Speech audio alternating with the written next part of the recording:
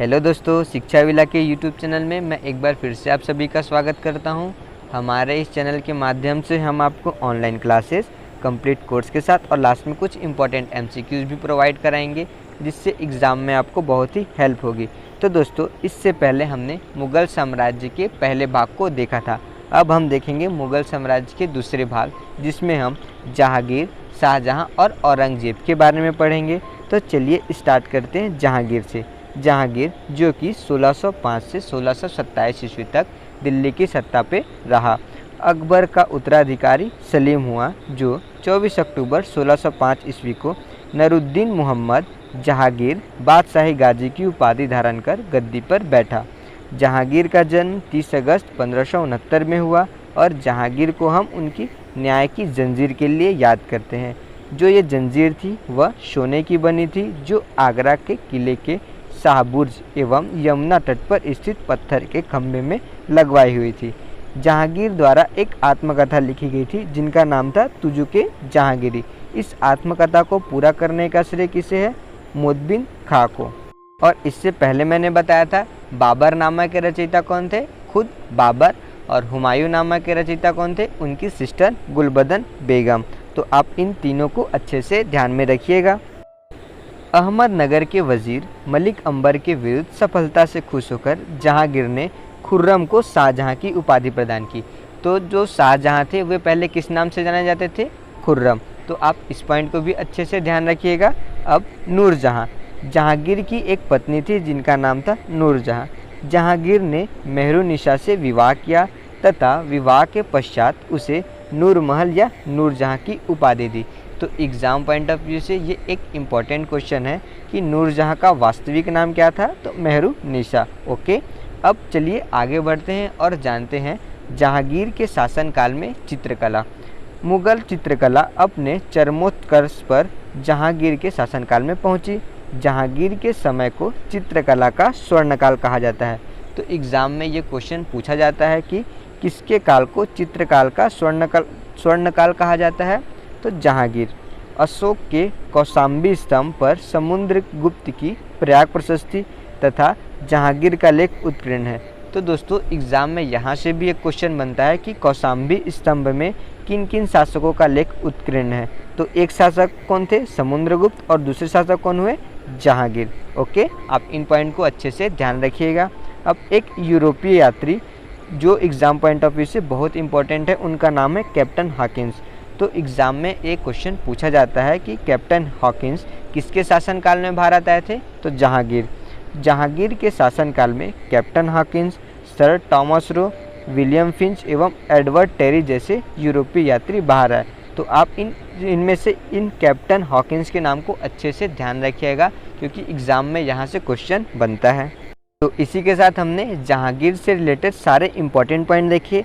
चलिए हम अपने अगले शासक शाहजहां के बारे में देखते हैं, जो 1627 से 1657 ईस्वी तक गद्दी पे बैठे। जहांगीर के बाद सिंहासन पे शाहजहां बैठा। 5 जनवरी 1592 ईस्वी को खुर्रम शाहजहां का जन्म कहाँ हुआ था? लाहौर में। तो एग्ज़ाम में ये क्वेश्चन पूछा जाता है कि शाहजहां का जन्म कहाँ हुआ था? लाहौर में। शाहजहां के बचपन का क्या नाम था? खुर्रम। और एग्ज़ाम पॉइंट ऑफ व्यू से इम्पोर्टेंट क्वेश्चन कि शाहजहां के बचपन का क्या नाम था? खुर्रम।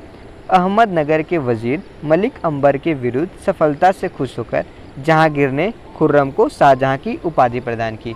तो पहले शाहजहां का नाम खुर्रम था, बाद में जब उन्हें अहमदनगर को जीता तो उनके बाद वे शाहजहां के नाम से जाने गए।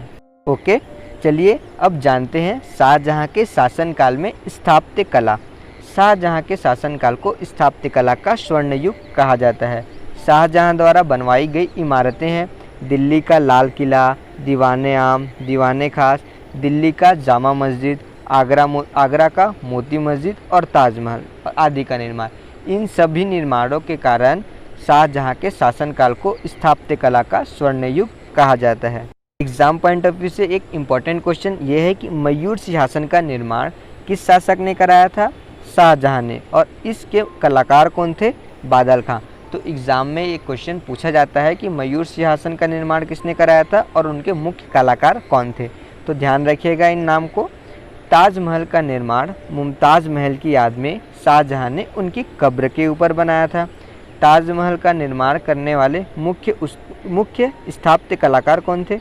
उस्ताद अहमद लाहौरी। तो दोस्तों इनका भी नाम जो है एग्ज़ाम पॉइंट ऑफ व्यू से इम्पोर्टेंट है, तो आप इन्हें ऐसे याद रख सकते हैं कि ताजमहल का निर्माण करने वाला तो कोई उस्ताद ही होगा, तो उनका नाम क्या था? उस्ताद अहमद लाहौरी। तो इस तरह से आप इनका नाम याद रख सकते हैं। ओके, तो आइए देखते हैं कुछ अन्य महत्वपूर्ण बिंदुओं को। 1657 ईस्वी में शाहजहां की मृत्यु का अफवाह फैलने के कारण उसके पुत्रों के बीच उत्तराधिकारी युद्ध प्रारंभ हुआ। ध्यान रखिएगा, कौन सा युद्ध? उत्तराधिकारी युद्ध। तो चलिए जानते हैं उत्तराधिकारी युद्धों के बारे में। उत्तराधिकारी युद्ध जो हुआ था दारा शिकोह और औरंगजेब के बीच में हुआ था। इसमें मुख्यतः 3 युद्ध हुए।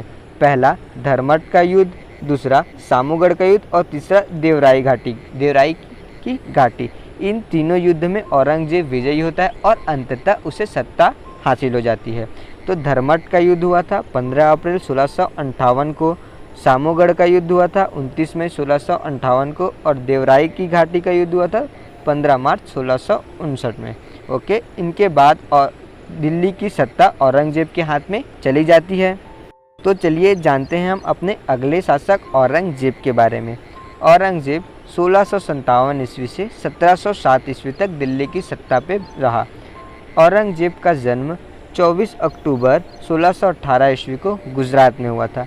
इस्लाम धर्म नहीं स्वीकार करने के कारण सिखों के 9वें गुरु तेग बहादुर की हत्या औरंगजेब ने 1675 ईस्वी में दिल्ली में करवा दी। तो एग्ज़ाम पॉइंट ऑफ व्यू से ये एक इम्पॉर्टेंट क्वेश्चन है कि सिखों के 9वें गुरु तेग बहादुर की हत्या किस शासक ने कराई थी? औरंगजेब ने। औरंगजेब ने 1679 ईस्वी में जजिया कर को पुनः लागू किया। औरंगजेब के शासनकाल में मुगल सेना में सर्वाधिक हिंदू सेनापति थे। तो आप इन्हें अच्छे से ध्यान रखिएगा कि किनके शासनकाल में सर्वाधिक हिंदू सेनापति थे, तो वे शासक थे औरंगजेब। और मुगल कालीन अर्थव्यवस्था का आधार क्या था दोस्तों? चांदी का रुपया। ओके, चलिए अब देखते हैं कुछ अन्य महत्वपूर्ण बिंदुओं को। जैसे आजम शाह ने ताजमहल से प्रेरित होकर बीवी के मकबरे का निर्माण कराया। तो एग्ज़ाम में ये क्वेश्चन बहुत बार पूछा जाता है कि बीबी के मकबरे का निर्माण किसने कराया था? आजम शाह ने। और अंतिम मुगल बादशाह कौन हुआ दोस्तों? बहादुर शाह द्वितीय।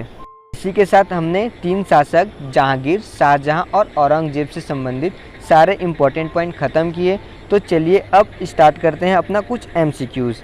तो फर्स्ट MCQs है हमारा, अकबर का सबसे अंतिम विजय अभियान था। ऑप्शन है आपके सामने, मालवा विजय, हल्दी घाटी का युद्ध, गुजरात विजय और असीरगढ़ विजय। तो इस क्वेश्चन का सही आंसर होगा ऑप्शन डी, असीरगढ़ विजय। तो दोस्तों अगर थ्योरी वाले सेक्शन में मैंने कुछ पॉइंट कवर ना कराए हों तो वे MCQ वाले सेक्शन में कवर हो जाएंगे। जैसे हमारा पहला क्वेश्चन जो था, अकबर का सबसे अंतिम विजय अभियान कौन सा था? असीरगढ़ का विजय। किस युद्ध को जीतने के बाद शेर शाह ने दिल्ली में द्वितीय अफगान राज्य की स्थापना की? तो ऑप्शन क्या है आपके सामने, कन्नौज या बिलग्राम का युद्ध, चौसा का युद्ध, कलिंजर का युद्ध और अंत में डी, इनमें से कोई नहीं। तो दोस्तों मैंने बताया था किस युद्ध के बाद शेर शाह दिल्ली में अपनी सत्ता स्थापित करता है, तो इस क्वेश्चन का आंसर होगा ऑप्शन ए, कन्नौज या बिलग्राम का युद्ध। तो चलिए बढ़ते हैं अपने अगले क्वेश्चन की ओर। धर्मत का युद्ध अप्रैल 1698 ईस्वी में किन के बीच लड़ा गया था? तो धर्मट का युद्ध किस युद्ध से संबंधित है दोस्तों? उत्तराधिकारी युद्ध। तो उत्तराधिकारी युद्ध किन किन शासकों के बीच लड़ा गया था? औरंगजेब और दारा शिकोह। तो इस क्वेश्चन का सही आंसर क्या होगा? ऑप्शन सी, औरंगजेब और दारा शिकोह। अब हमारा चौथा क्वेश्चन है, किस बादशाह के अंतर्गत मुगल सेना में सर्वाधिक हिंदू सेनापति थे? तो अभी कुछ देर पहले ही मैंने बताया था कि किस बादशाह के शासनकाल में सर्वाधिक हिंदू सेनापति थे। तो वो इस क्वेश्चन का सही आंसर होगा ऑप्शन डी, औरंगजेब। ओके, चलिए अपने पांचवें क्वेश्चन की ओर आगे बढ़ते हैं। किस सिख गुरु की मृत्यु के लिए औरंगजेब जिम्मेदार था? तो ऑप्शन है आपके सामने, गुरु गोविंद सिंह, गुरु तेग बहादुर, गुरु रामदास और गुरु अंगद देव।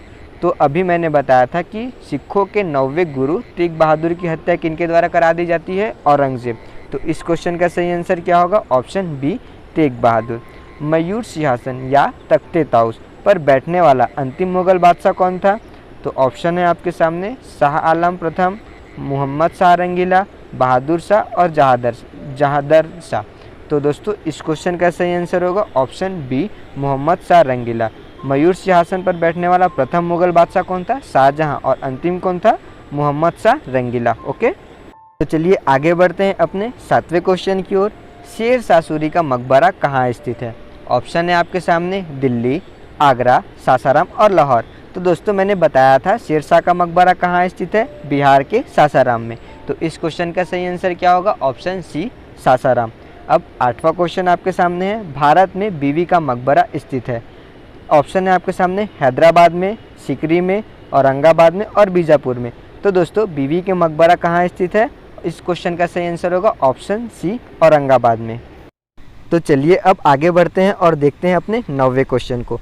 पानीपत का प्रथम युद्ध कब हुआ था? ऑप्शन है आपके सामने 21 अप्रैल 1529, ऑप्शन बी है 21 अप्रैल 1526, 15 अप्रैल 1528 और डी 20 अप्रैल 1527।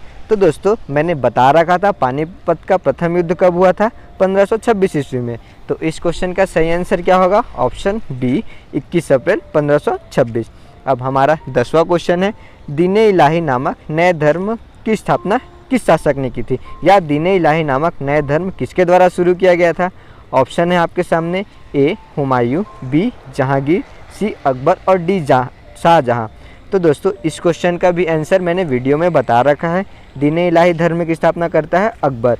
तो इस क्वेश्चन का सही आंसर होगा ऑप्शन सी, अकबर। तो इसी के साथ हमारा आज का लास्ट MCQ भी समाप्त होता है। अगर हमारा इस वीडियो की PDF चाहिए तो आप हमारे टेलीग्राम ग्रुप से जुड़ सकते हैं। हम आपको वहाँ पे इस वीडियो की PDF प्रोवाइड करा देंगे। और हमारे फेसबुक और इंस्टाग्राम से भी आप जुड़ सकते हैं। इनका लिंक मैंने डिस्क्रिप्शन बॉक्स में दे दिया है, तो आप वहाँ से जाकर हमारे टेलीग्राम, व्हाट्सएप, इंस्टा और फेसबुक से जुड़ सकते हैं। तो दोस्तों अगर आपको हमारा वीडियो पसंद आया तो हमारे चैनल को लाइक करें, शेयर करें और सब्सक्राइब करें। और वीडियो की नोटिफिकेशन सबसे पहले पाने के लिए बेल आइकन ज़रूर दबाएं। Thank you.